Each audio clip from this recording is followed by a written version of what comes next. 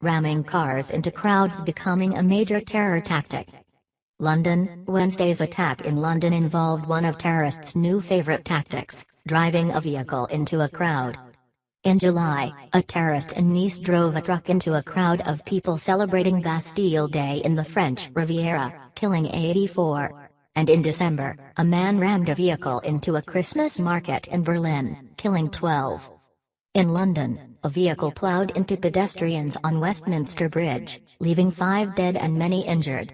The attacker then stabbed a police officer at the gates of Parliament before being gunned down. Specialists say this latest incident is in line with an emerging model of strikes involving simple, everyday instruments but carried out in locations sure to draw global attention. Terrorists rely on a lot of people watching. It can be even better than having a lot of people dead, said Frank Foley, a scholar of terrorism at the Department of War Studies at King's College London. This person appears to have chosen relatively rudimentary weapons, and there was no explosion as far as we can tell. But they've attacked a very prominent target, Parliament and Westminster Bridge, and so they've immediately flooded the media. Every television station in Europe and America will be carrying this tonight and tomorrow. Experts on terrorism in the UK said Wednesday's incident also marked a departure from Britain's relative success in fending off such attacks, particularly compared to neighbours France and Belgium. Britain has actually been reasonably quiet, said Steve Hewitt, who studies surveillance and counter-terrorism at the University of Birmingham. Notable exceptions, he said, include the so-called 7/7 suicide bomb attacks in 2005 in central London, the murder of British Army soldier Lee Rigby in 2013 and the murder of Labour MP Joe Cox last year.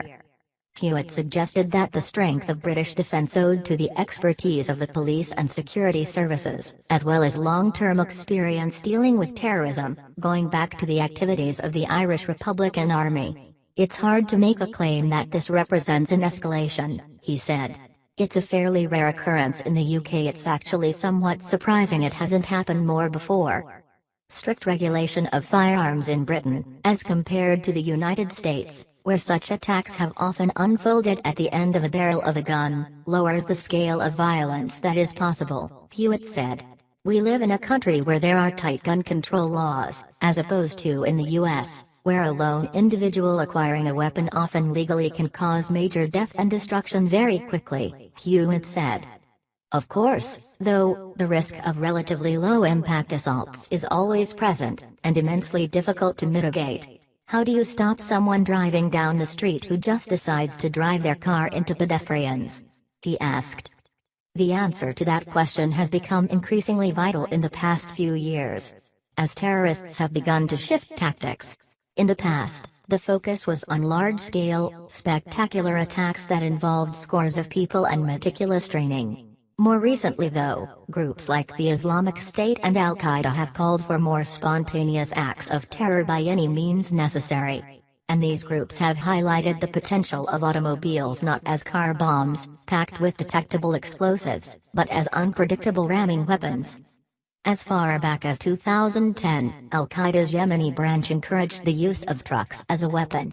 Inspire, its official magazine, ran a piece headlined, "The Ultimate Mowing Machine," which called on followers to use a truck as a mowing machine, not to mow grass but mow down the enemies of Allah. The 3-page article includes tips on maximizing casualties, guidance on the best vehicles to use and a photo of an American Thanksgiving parade, describing it as an excellent target.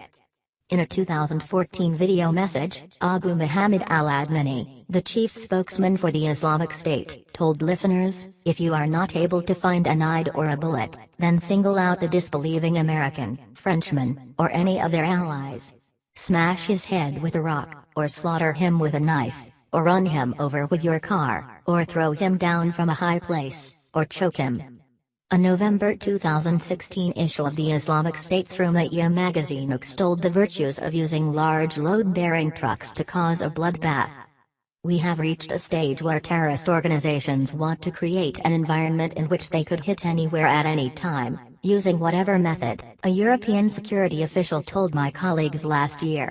The videos and messages against France and other European countries have been published in various social media platforms, with the message to use whatever to kill, even cars.